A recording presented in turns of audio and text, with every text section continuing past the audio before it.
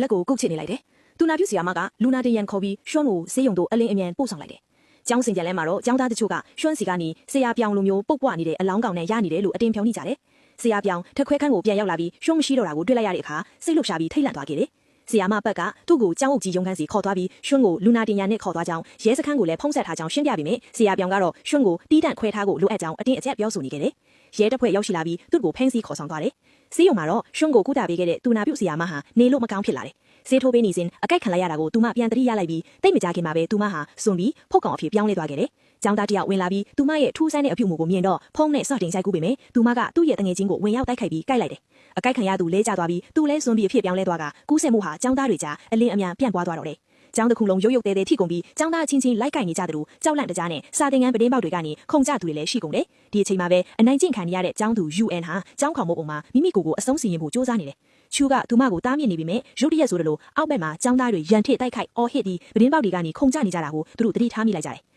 အခြားနေရာဖြစ်တဲ့ကျောင်းကန်တင်းမှာတော့အွန်ကသူမစုကူသဘောကျနေကြောင်းချောင်းကိုပြောလိုက်တဲ့အခါချောင်းဟာသူမကိုတိတ်တခိုးချစ်နေသူဖြစ်တဲ့အတွက်အံ့အားသွားခဲ့လေမကြခင်မှာပဲယောဂကူးစက်ခံရတဲ့ကျောင်းသားတွေဟာကန်တင်းတွေကိုအတင်းဝင်ရောက်လာကြပြီးလူတိုင်းကိုလိုက်လံတိုက်ခိုက်ကြတော့လေတစ်ချိန်တည်းမှာပဲကျောင်းအုပ်ကြီးကဆရာမတွေနဲ့အစည်းအဝေးပြုလုပ်နေပြီးကျောင်းသားတစ်ယောက်ကကျောင်းမှာဇွန်ဘီတွေရှိနေကြောင်းရဲစခန်းကိုဖုံးဆက်တိုင်းကြားတဲ့အတွက်ဒေါသထွက်နေခဲ့တယ်ဖုံးတွေကိုမသိမ်းဆဲခဲ့တဲ့အတွက်ဝန်တန်းတွေကိုစူပူကျိမ်းမောင်းနေတဲ့အခါရဲတပ်ဖွဲ့ကဖုံးဆက်မိမ့်မြန်းတဲ့အခါမှာလည်းဇွန်ဘီမရှိကြောင်းအရာအလုံးကိုညှင်းဆိုခဲ့တယ်ဆရာမတက်ကကျောင်းအုပ်ကြီးရဲ့တာဝန်မရှိမှုကိုတီးခံတော့မှာမဟုတ်ပဲရဲအကူအညီလိုအပ်ကြောင်းကျောင်းသားတွေကိုဘယ်သူမှထိန်းချုပ်နိုင်တော့ကြောင်းပြောဆိုလိုက်တယ်။သူမဒေါသတကြီးထွက်ခွာသွားချိန်မှာပဲစင်ချန်လန်းမှာကျောင်းသားတစ်ယောက်ကဆရာကိုကိုက်နေလာကိုမျက်ဝါးထင်ထင်တွေ့လိုက်ရတယ်။ကြောက်လန့်ထိတ်လန့်သွားပြီးဇဝီဇဝါဖြစ်သွားတဲ့သူမဟာရုပ်ရုပ်တဲတဲအခြေအနေတွေပြန့်ပွားလာတဲ့အခါထွက်ပြေးရတော့တယ်။ကန်တင်းပံမှာတော့ချောင်ကသူမစုကိုဇွန်ဘီရီရန်ကနေကာကွယ်ဖို့အသေးတန်းတိုက်ခိုက်နေတယ်။အနိုင်ကျင့်ဘိုးရတတ်တဲ့ယွန်ကတော့ကိုလွတ်ယုံဖို့အတွက်အခြားသူတွေကိုတွန်းထုတ်ပြီးသူ့ကိုကူညီဖို့စ조사သူမီလူကိုမဆိုစစ်တေးဖြစ်လိုက်တယ်။ချောင်ကစုကိုဆွဲခေါ်လိုက်ပြီးသူတို့နှစ်ဦးအတူတူထွေးမြောက်လွတ်